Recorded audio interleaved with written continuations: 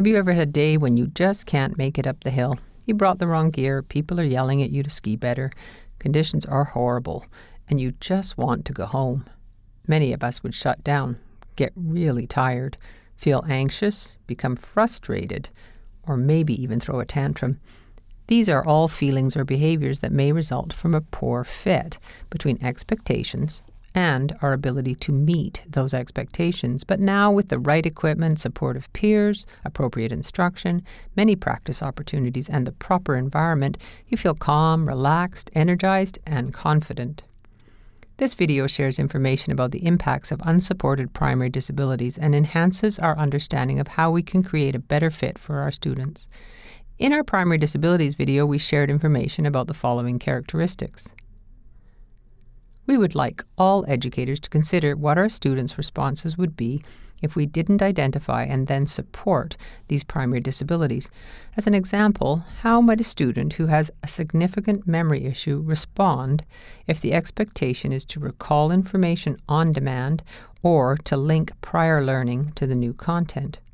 As educators, we may see students display fatigue, frustration, anxiety, anger, noncompliance, shutdown, isolation, tantrums, irritability, poor self-esteem. These responses are often called impacts, and these impacts may develop over time when the identified primary disabilities are not supported appropriately. Here's another example. A student who has difficulties with processing pace and receptive language is sitting in his English 8 classroom, and the teacher provides a paragraph writing lesson via verbal instruction only, gives multiple directions all at once, and expects the students to get started immediately. The student predictably may become agitated, cover their head, refuse to work, rip up their paper, or maybe even leave the classroom.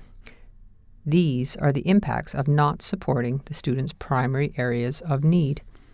Over time, these impacts can escalate to trouble at school, trouble with the law, substance use, mental health symptoms, a drop in self-confidence, and many other things. Dr. Anne Streisguth, a researcher of FASD from the University of Washington, once stated that these impacts could be ameliorated through better understanding and appropriate interventions. In other words, educators need to develop relationships, increase our understanding of the student, and adjust our practices to support the student's areas of need. Let's go back to our paragraph writing lesson example and create a better fit.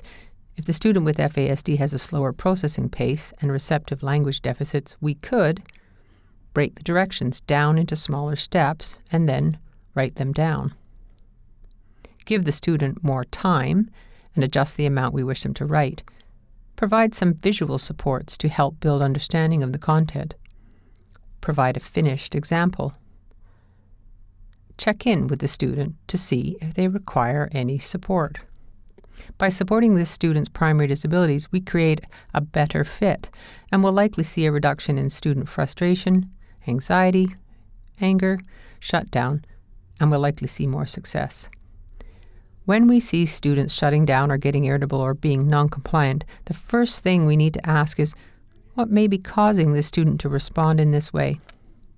In other words, we need to shift our thinking and remind ourselves that the student may not be acting out intentionally or willfully. We need to view behavior as a symptom of an underlying condition, which will cause us to look more deeply to uncover the true source of our students' responses. Our ultimate goal is to reduce frustration and increase success for the student, to match expectations with the ability to perform, to make a better fit for our students.